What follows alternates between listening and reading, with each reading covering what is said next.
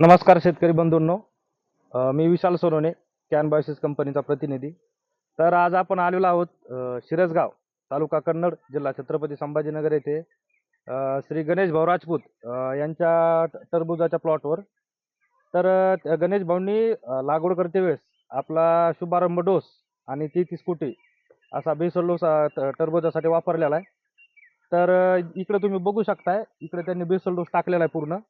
इकडे वाढ वगैरे त्याच्यानंतर सेटिंग वगैरे पूर्ण प्रॉपर झालेली आहे. आणि इकडचे तुम्हाला जे पलीकडचे 4 बेड दिसत आहे, इकडे त्यांनी बेसल डोस टाकलेला नाही.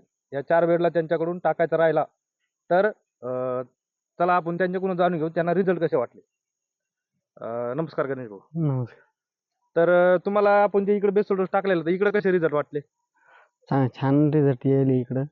अच्छा आणि वेगळ्या भेसळ डोसचे समजा फरक पडेल. अच्छा, ह्या बेडला तुम्ही इकडे टाकलेला नाही. नाही. तर शेतकरी बंधूंनो आपण बघू शकताय, पलीकडे जाऊ आपण जिथे बेसल डोस टाकलेला नाही तिथे बघू शकतो आपण.